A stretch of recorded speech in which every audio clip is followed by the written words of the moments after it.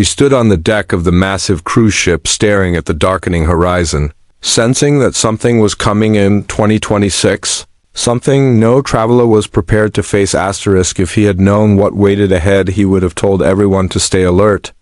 And stay with the channel for more cruises stories like this. In early 2026. The world of ocean travel began to shift in ways no one fully understood, and Marcus, a quiet traveler who loved long voyages, noticed the changes before most others. He boarded the Radiant Tide, a new generation cruise that promised comfort, technology, and unforgettable sights. But from the moment he stepped into the glass-lit atrium, he felt an odd heaviness in the air. Guests moved with forced smiles, staff whispered among themselves, and the announcement screens flickered with strange, unreadable symbols that vanished before anyone could question them. Marcus tried to ignore the unease, hoping the trip would settle into routine waves, food, and relaxation like his earlier cruises. But on the first night, the ship dimmed its interior lights far earlier than scheduled, claiming it was a new energy policy coming for all cruises in 2026. Yet something about the sudden darkness felt more like a warning than conservation. Passengers wandered the hallways confused as doors that were once freely accessible now clicked shut behind biometric panels, restricting movement to certain decks. Marcus overheard a family arguing with a crew member who insisted the restrictions were for safety reasons, though he could not explain what danger they were being protected from. As the Radiant Tide pushed deeper into open waters, Marcus explored the upper levels, where he found more unsettling changes. The buffet area, long known for its endless options, now offered only specific controlled portions and dishes, curated by an unseen authority. Guests murmured about a rumored global regulation for cruise consumption limits, but no one could confirm it, yet the staff acted as if discussing it openly was forbidden. While Marcus waited in line, he noticed more screens flickering, this time showing grainy images of stormy oceans and shadowy shapes moving beneath the waves, shapes too large to be whales or anything he recognized. At night, he lay awake in his cabin, listening to faint grinding sounds echoing through the hull, sometimes like metal shifting, sometimes like something brushing against the ship itself. During the third day, an emergency drill was run without warning.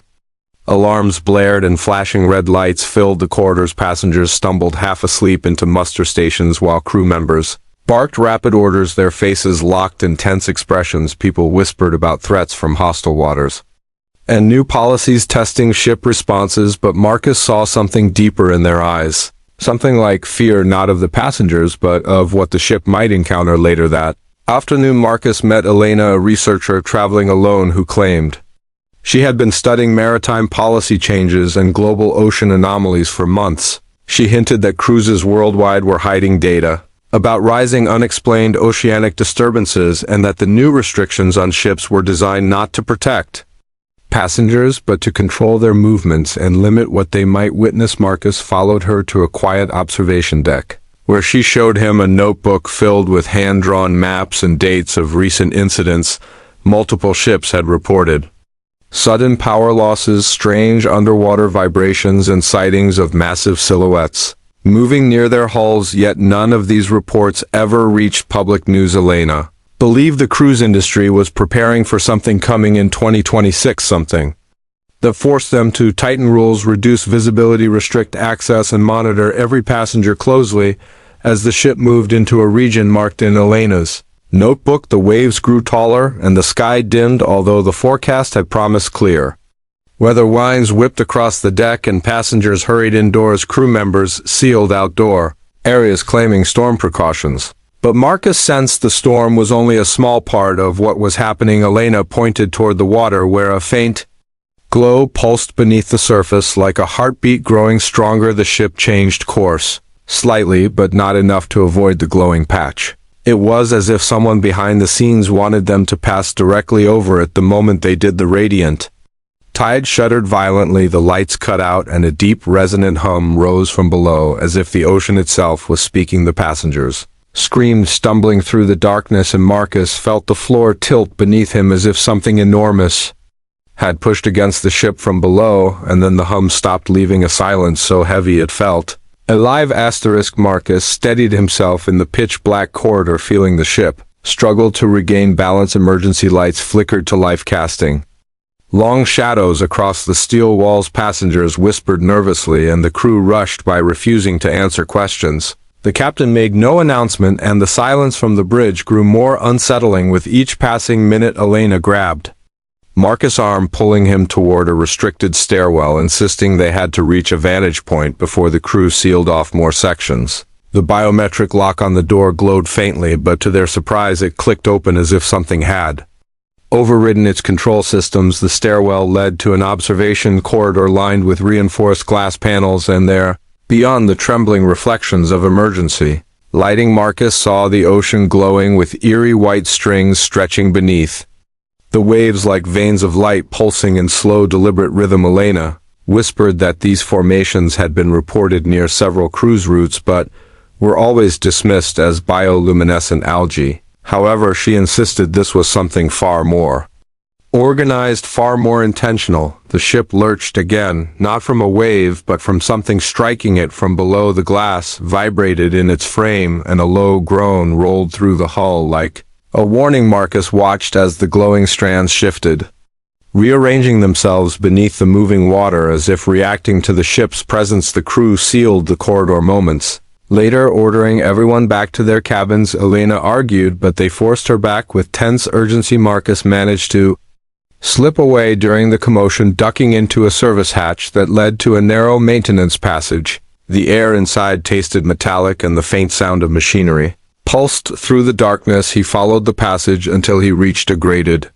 window overlooking the engine room and saw several engineers scrambling around a large console as alarms blinked silently across its surface. The engineer spoke in hushed tones about interference signals and unidentified underwater readings. A supervisor demanded they reroute all navigation controls through a secondary system, one that avoided direct connection to the ocean. Scanning sensors, Marcus leaned closer, feeling cold air drift from below as if something was drawing heat from the ship itself. A sudden clang erupted beneath the engine floor, causing the entire chamber to shake. Engineers panicked, shutting down systems and sealing compartments. But whatever hit the ship was massive and deliberate. Marcus fled back to the main corridors, where passengers now gathered in frightened clusters. Some claimed to have seen shapes rising from the depths. Others felt the ship slowing, even though no announcement had been made. He found Elena again in the dim atrium, where she was frantically sketching the glowing strands into her notebook. She believed the ocean patterns were reacting to technology on board,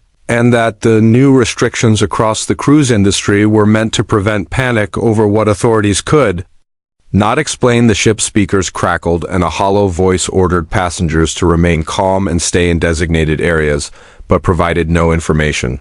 People demanded answers, and tensions rose. Marcus noticed several crew members discreetly guiding a group of officials in black uniforms toward a locked operations room. Their badges bore no cruise line symbols, and their expressions were grim. The ship began to change course again, but it was slow, uneven, as if steering was being contested by forces both inside and outside the vessel. Marcus and Elena pushed deeper into the restricted deck, hoping to uncover what was controlling the ship. Their path ended at a heavy door guarded by two of the black uniformed officials who refused to let anyone pass, even when the walls vibrated with another impact from below. The entire ship seemed to hold its breath. Asterisk here is a longer outrow with absolutely no punctuation. Thank you for staying through this entire journey and witnessing every twist that unfolded on the open water. Your support keeps these stories alive, and every view, every share, and every moment you spend here helps